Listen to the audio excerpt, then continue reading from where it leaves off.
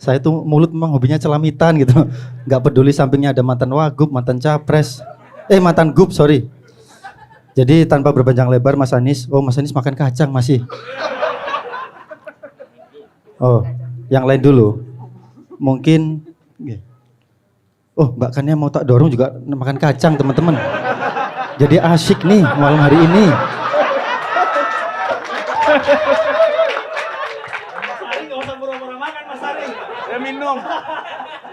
Mas Yan gak makan kacang Mas ya?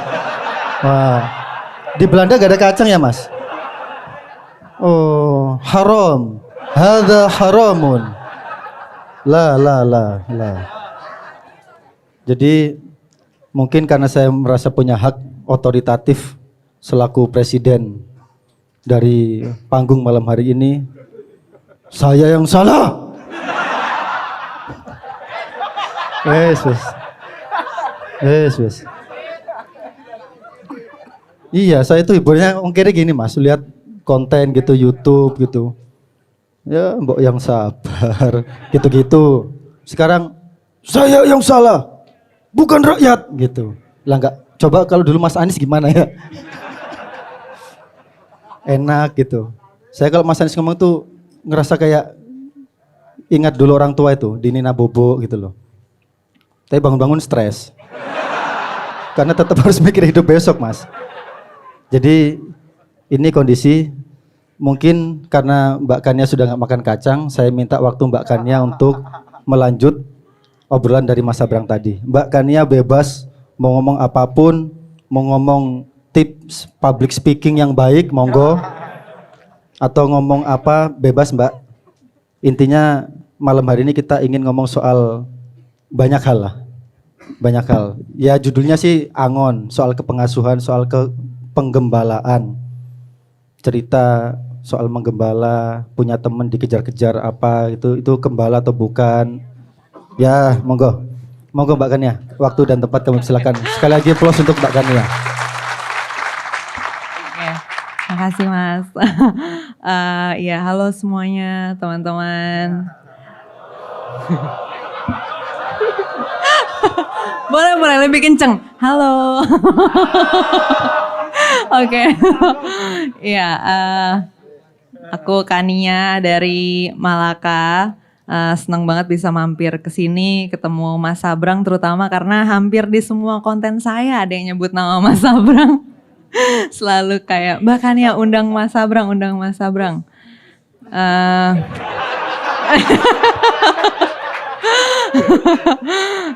Nanti udah janjian mau kontakan. Sebenarnya saya belum tahu tadi temanya apa ya. Jadi kita ngobrol aja kali nanti ya. Mungkin nanti bisa saling menanggapi juga. Tapi aku tuh sering di mana-mana ngomongin tentang berpikir rasional, tentang bikin keputusan rasional. Nah, tapi ternyata kata rasional ini kayaknya beda pemahaman nih antara aku sama banyak orang gitu.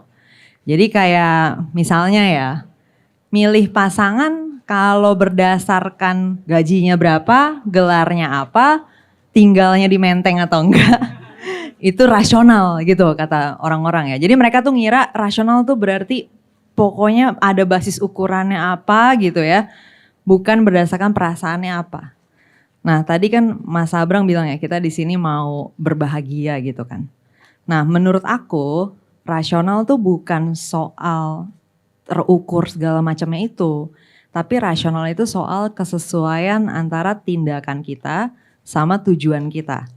Jadi kalau tujuannya mau bahagia misalnya, itu tetap bisa rasional kalau tindakannya nyambung ke sana gitu. Nah jadi ketika aku ditanya, kan kalau misalnya kita harus rasional gimana dengan cinta gitu ya, pada nanya gitu, kalau jatuh cinta gimana? Berarti harus dipikir dulu gak sih Chan, bibit bebet bobot gini-gini. Nah menurut aku enggak ya gitu, kalau jatuh cinta mah jatuh cinta aja ya gak sih? Rasionalnya datang ketika kita punya tujuan dari cinta itu. Misalnya kita ternyata mau punya hubungan atau mau gimana sama orang ini gitu kan, mau dapetin dia segala macam. Nah di situ butuh rasional nih. Gimana nih caranya supaya dia jadi pacar kita misalnya ya. Tapi kalau untuk jatuh cinta emang jatuh cinta aja gitu. Nah, menurut aku pemahaman terhadap kata rasional yang kurang tepat ini juga akhirnya melebar ke politik gitu ya. Misal aku milih Mas Anies karena Mas Anies keren aja. Terus akan ada nih ilmuwan politik yang bilang, oh Kania nih pemilih tidak rasional. Katanya gitu, ini nih pemilih tidak rasional. Loh, kalau menurut aku yang namanya pemimpin yang baik itu pemimpin yang keren, berarti aku udah rasional dong memilih pemimpin yang aku anggap keren, ya kan? Nah sekarang pertanyaannya, siapa yang punya otoritas menentukan ukuran memilihnya pakai apa? Kenapa aku dibilang gak rasional kalau aku milih orang karena dia jago joget? Misalnya, ya kan? Jadi maksud aku adalah aku tuh sebel.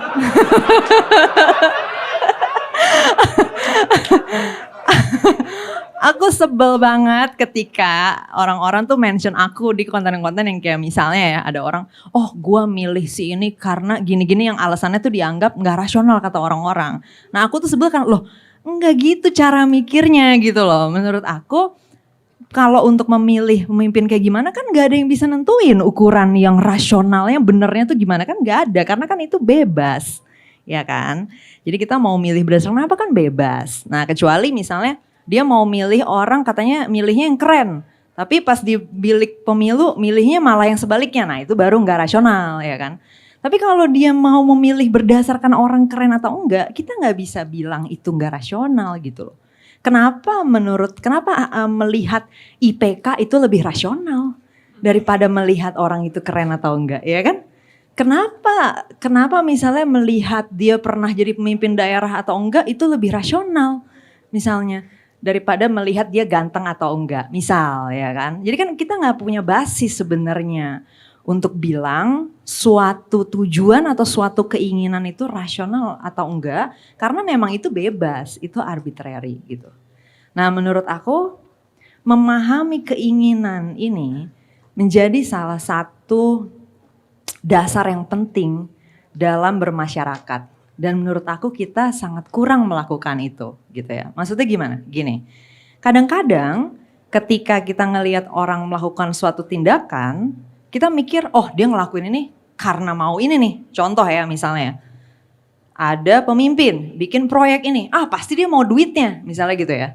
Nah padahal kalau kita pikir lagi nih ya, sebenarnya mau duit itu kan bentuknya bisa macam-macam proyeknya ya kan. Misal proyek makan gratis ada duitnya nggak? Ada duitnya. Tapi kalau proyek kesehatan gratis ada duitnya nggak? Ada juga duitnya. Proyek bikin mobil curhat ada nggak duitnya? Ada duitnya, ya kan? Bikin gym di halte ada nggak duitnya? Ada duitnya. Berarti kan sebenarnya semua proyek mau bentuknya apapun sebenarnya ada duitnya. Jadi berarti kita harus take next step gitu kan? Harus bertanya langkah selanjutnya nih. Dia bukan cuma mau duit dong, kenapa spesifik programnya ini gitu kan. Kenapa duit itu diambil dengan cara ini? Kenapa proyeknya seperti ini? Nah jadi menurut aku kadang-kadang ya kalau kita sedang berbicara tentang bagaimana bermasyarakat dan bergerak gitu ya. Mungkin kalau teman-teman punya gerakan gitu ya. Punya advokasi gitu. Terlalu simplistik dan tidak solutif untuk melihat bahwa sesuatu tidak terjadi karena gak ada political will gitu kan. Gak ada willnya. Kalau cuma sampai situ doang apa solusinya ya kan? Nah yang harusnya dianalisis lebih jauh adalah will-nya tuh apa sih? Apa sebenarnya yang orang ini mau ya kan? Dan itu bisa beda-beda banget nih gitu. Mungkin ada orang yang punya pengalaman ngelihat orang kelaparan gitu ya. Akhirnya dia tuh pasti bikin kebijakan revolves around makanan. Gara-gara itu. Nah itu akan beda dengan orang lain yang pengalamannya lain gitu. Memahami ini dengan lebih baik bisa membuat kita menghasilkan apa yang sebenarnya kita mau capai bareng-bareng. Kebijakan baru, perubahan baru gitu ya. Nah itu dari memahami keinginan. Nah kalau aku bilangnya analisis kemauan gitu. Kita perlu lebih banyak melakukan analisis kemauan. Sebenarnya kenapa sih dia mau apa sih ngelakuin ini gitu ya. Politisi ini tuh ngapain sih ngelakuin ini. Karena kalau jawabannya cuma ya pasti mau duit lah. Loh nyari duit kan jualan cilok dapat duit. Jualan rujak dapat duit. Kenapa orang ini jualan tanah adat misalnya, ya kan? Ya kan?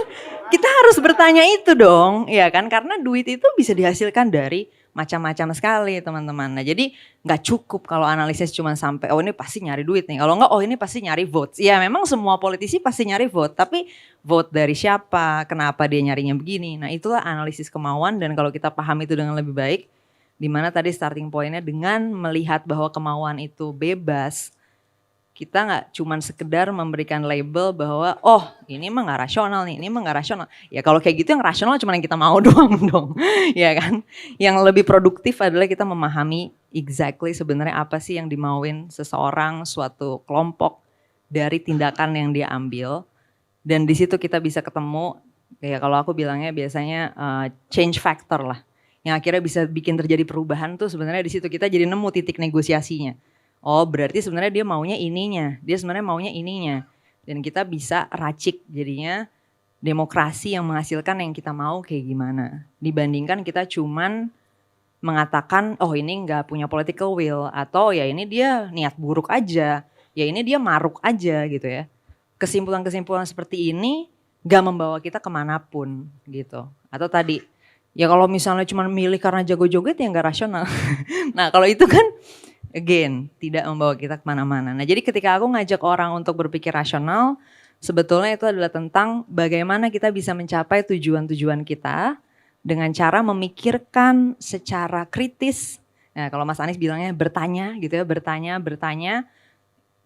lebih jauh gitu untuk menemukan titik perubahan itu. Sehingga kita bisa mencapai akhirnya yang mau kita capai. Itu aja dulu dari aku. Thank you.